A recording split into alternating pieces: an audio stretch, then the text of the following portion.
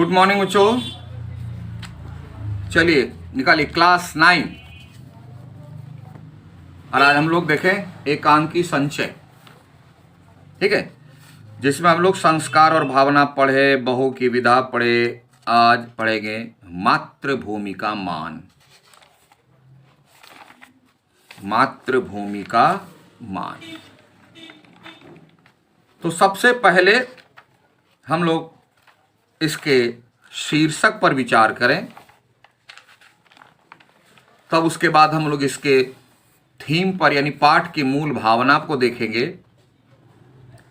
उसके बाद इसकी प्रासंगिकता पर विचार करेंगे, ठीक है। और शीर्षक की सार्थकता के लिए हमें सबसे पहले शीर्षक का अर्थ समझना होगा। तो शीर्षक का अर्थ समझते हैं और उसके बाद पाठ का संक्षिप्त परिचय लेंगे, तब उसमें फिट करके देखेंगे कि यह शीर्षक सही है या नहीं। आइए, मातृभूमि का मान। मातृभूमि मतलब हमारी जन्मभूमि और मातृभूमि मतलब जहां हम पल बढ़ रहे हैं। मदरलैंड, नेटिव लैंड जिसको बोलते हैं। का मान, मान मतलब इज्जत, सम्मान। बहुत बड़ी बात है। हम लोगों में अधिकांश लोग ऐसे ही हैं कि कुछ करते हैं और समझते हैं कि मैंने बहुत नहीं सब कुछ कर लिया, किया कुछ, और सोचते हैं, बोलते हैं क्या, सब कुछ। यहां लेखक एकांकीकार कहते हैं कि इस पर थोड़ा विचार करें। हम करते हैं कुछ और बोलते और प्रचार करते हैं सब कुछ। वास्तव में मान, इज्जत, प्रतिष्ठा कहते किसे हैं, इसे समझिए। हम लोग थोड़ा सा कुछ काम कर लेते हैं देश के प्रति, अपनी मातृभूमि के प्रति, और अपने आप को महसूस भी करते हैं, प्रचार और प्रसार भी करते हैं कि मैंने मातृभूमि की रक्षा की, मैंने देश की रक्षा की, मैं देशभक्त हूं, मातृभक्त हूं। तो एकांकीकार यही समझा रहे हैं कि हम लोग जो भ्रम में है ना, कुछ को सब कुछ समझ लेते हैं और दूसरा स्टेप भी लेते हैं, प्रचार भी करते हैं, तीसरा भी लेते हैं, प्रसार भी करते हैं। इसको थोड़ा सा समझना है फिर से। क्या हम जो कुछ करते हैं वो वाकई में सब कुछ है? और इसको इन्होंने एक ऐतिहासिक घटना के आधार पर समझाया है कि वास्तव में हम लोग जो सोचते हैं कि हम देशभक्त हैं, हमने देश के लिए ये किया वो किया, क्या यह कहना उचित है? क्या यही सिर्फ मान की परिभाषा है, या यह मान पर्याप्त है? क्या हम उसे मातृभूमि का मान बचाने का दर्जा देंगे? और इस कथा और इस तथ्य को समझाने के लिए एकांकीकार ने एक ऐतिहासिक घटना को उठाया है। कोई काल्पनिक बातें नहीं कि देखें। और यह चित्तौड़ और बूंदीगढ़ की ऐतिहासिक घटना है, जिसके आधार पर इन्होंने साफ साफ मुंह से बोलकर नहीं, ऐतिहासिक घटना को सामने रखकर बताया है कि देखिए, और हमें दिखाया भी है कि वास्तव में मातृभूमि का मान क्या है, उसकी परिभाषा क्या है, किसे कहते हैं देश की रक्षा करना, किसे कहते हैं इज्जत रखना, किसे कहते हैं मान की रक्षा करना, उन्होंने समझा दिया। तो अगर हम अपने आप को कभी भी कहें कि मैं देशभक्त हूं, मैंने देश के मान की रक्षा की है, तो यही स्केल है, यही मीटर है, इसके आधार पर किसी की देशभक्ति को मापा जा सकता है बड़े ही आराम से, और यह समझा जा सकता है कि सच्चा देशभक्त, सच्चे मान का रक्षक वास्तव में है कौन। यह है शीर्षक का अर्थ। अब सार्थकता सिद्ध करने के लिए हमें इस एकांकी के थीम यानी सारांश यानी मूल भावना पर जाना पड़ेगा, समझना पड़ेगा। तो आइए इसकी मूल भावना समझते हैं, और मूल भावना समझने के लिए कथा का संक्षिप्त रूप थोड़ा सा समझना जरूरी है। तो आइए कथा को हम थोड़ा संक्षिप्त रूप में लेते हैं। नंबर 1 कि यहां 2 राज्य हैं, एक बूंदी और दूसरा चित्तौड़गढ़, जिसे मेवाड़ भी कहते हैं। तो इधर जो है मेवाड़ का शासक है महाराणा लाखा, उसके सेनापति हैं अभय सिंह। उधर बूंदी जो मेवाड़ से छोटा राज्य है, बहुत छोटा है, उसके महाराणा है राव हेमू। होता यह है, थोड़ा सा पिछला इतिहास, कि पहले यानी महाराणा लाखा यानी मेवाड़ के महाराणा लाखा शासक बनने के पहले उनके जितने भी पूर्वज थे, आसपास के सभी राज्यों को मिलाकर बड़े प्रेम से कुछ घटनाओं के बाद, कुछ त्याग बलिदान के बाद बड़े प्रेम से एक साथ काम करते थे, रहते थे, अपना शासन चलाते थे। जब महाराणा लाखा बने शासक उत्तराधिकारी के रूप में, तो हुआ यह कि उनके मन में एक बात आई जो पहले के राजाओं के मन में अक्सर आया करती थी, कि क्यों ना हम अपने राज्य का विस्तार करें। हम तो बड़े राज्य हैं, और ये छोटा मोटा बूंदी, ये तो छोटा मोटा है राज्य, क्यों ना इसको हड़प करके, हमला करके, जीत करके अपने राज्य में लाने, तो बड़ा हो जाएगा।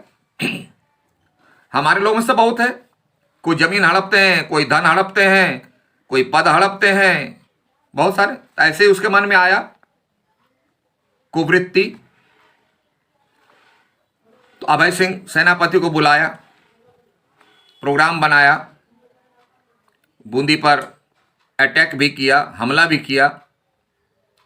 परिणाम यह निकला कि बूंदी था तो छोटा राज्य, लेकिन हुआ क्या कि वह अपनी नीति के कारण, रणनीति के कारण मेवाड़ को भागने पर मजबूर कर दिया। मेवाड़ की सेना भाग गई पीछे, महाराणा लाखा हार गए, और ये हारने का दुख, कष्ट, पीड़ा महाराणा लाखा को बेचैन किए हुए है, कि वह तो सोचा था बूंदी एक छोटा सा राज्य, तुरंत जीत लेंगे और अपने राज्य में मिला लेंगे, या तो उल्टा पड़ गया। अब इसको वह अपनी प्रतिष्ठा से जोड़ता है, सम्मान से जोड़ता है, और बेचैन होता है कि कैसे फिर से बूंदी को हम हराएं, हड़पें और अपने राज्य में मिला लें। इसके लिए वह अभय सिंह सेनापति से योजना बनाता है, षड्यंत्र रचता है, और वह बूंदी के राव हेमू के पास भेजता है दूसरा ट्रिक लगा के, योजना बना करके, कि हमारे पर जो मुगलों वगैरह का इधर का जो बाहरी जो आक्रमण हो रहे हैं, उसमें हमें मिलकर लड़ना चाहिए। अगर बाहरी आक्रांताओं से अगर अलग अलग लड़ेंगे, यानी मेवाड़ अलग लड़ेगा, बूंदी अलग लड़ेगा, तो दोनों की शक्ति बंट जाएगी, और अगर दोनों मिलकर अगर हम लड़ें, उसका मुकाबला करें, तो हम लोग जीतेंगे। प्लानिंग यह है, लेकिन ये सही प्लान, इसके पीछे मनसा दूसरी है। वह मनसा यह थी कि दोनों मिलकर लड़ेंगे, तो दोनों मिलकर लड़ेंगे तो आगे तो कोई चाहिए रिप्रेजेंटेटिव। वहां मेवाड़ का शासक महाराणा लाखा रहेगा। क्यों? कि वह बड़े राज्य का शासक है, और इसी को आगे बढ़ने के क्रम में बूंदी को हड़प लिया जाएगा। प्लान यह था, लेकिन भीतर मनसा यह थी, इच्छा यह थी। अभय सिंह जाता है राव हेमू के साथ, लेकिन देखो चोर की दाढ़ी में तो तिनका रहेगा ही। है ना, लाख करे चतुराई वो फंसना ही है। अभय सिंह के मुंह से निकल जाती है यह बात कि नेतृत्व करने की क्षमता तो मात्र मेवाड़ के शासक महाराणा लाखा में है, ताकत उनके पास है। और यह जो ताकत शब्द का इस्तेमाल कर देता है अभय सिंह, राव हेमू छोटे राज्य का शासक जरूर है लेकिन है बहुत विवेकी, और पूरी निष्ठा के साथ, निडरता के साथ अभय सिंह को कह देता है कि अभय सिंह, इस फेरे में मत रहो कि ताकत के बल पर तुम मुझे धोखा दे सकते हो। हम छोटे राज्य जरूर हैं लेकिन कायर नहीं है, वीर हैं। हम अपनी मातृभूमि की रक्षा करना जानते हैं। हां, अगर तुम प्रेम से बात किए होते तो ठीक है, ये ताकत मत दिखा और जाओ अपने महाराणा से कह दो। अभय सिंह निराश होकर के आता है, महाराणा को बताता है। महाराणा और गुस्सा हो जाता है और उसी गुस्से में वह एक प्रतिज्ञा कर लेता है कि जब तक वह यानी महाराणा लाखा बूंदी को हरा नहीं लेता तब तक वह अन्न जल ग्रहण नहीं करेगा, यानी खाना पीना बंद। तब अभय सिंह आश्चर्य हो जाता है, बोला महाराज ये आपने क्या किया? आप हरा लेंगे लेकिन कभी आपने सोचा कि कितने दिन लगेंगे? वह, क्योंकि वह भी वीर है। गब्बर सिंह वाला डायलॉग, वह कोई गब्बर सिंह कोई बकरी का बच्चा नहीं कि गए और पकड़ लिए। वे भी वीर हैं। मैं मानता हूं कि आपकी जीत होगी, बूंदी वाले लोग हारेंगे, लेकिन कितने दिनों में हारेंगे ये आपने कैसे सोच लिया कि गए और हरा के चले आए? अगर कहीं 10-15 दिन लग गए तो 10-15 दिन भूखे आपको रहना पड़ेगा, बिना पानी के रहना पड़ेगा। क्या स्थिति होगी? अब तो राजा का माथा ठनक गया महाराणा लाखा का कि तो बहुत बड़ी गलती हो गई। इसी बीच चारणी आती है। चारणी मतलब राजा के जो प्रशंसा के गुणगान करने वाले होते हैं। चारण पुरुष, चारणी स्त्रीलिंग। वो आती है, गीत के द्वारा उसके समझाती है। महाराणा लाखा थोड़ी देर के लिए उस पर क्रोधित भी हो जाता है, लेकिन वही चारणी एक उपाय बताती है। अब महाराणा चिंतित हो गया, बोला ये तो बात ठीक कह रहा है, लेकिन अब तो मैं प्रतिज्ञा कर लिया, प्रतिज्ञा से तो पीछे हटूंगा नहीं। तो चारणी उपाय बताती है। एक उपाय है महाराज। बोले क्या? बोला आप अपने एरिया में नकली बूंदी का महल बना लीजिए, जैसे बच्चे लोग खेल करते हैं उस तरह का कुछ खेल खेला जाए। उधर कुछ सैनिक रख दें, और हमारे यहां तो बूंदी के सैनिक काम करते ही हैं। यानी बूंदी जो है छोटा राज्य है और उसके सैनिक मेवाड़ में काम करते थे, नौकरी महाराणा लाखा के अंडर।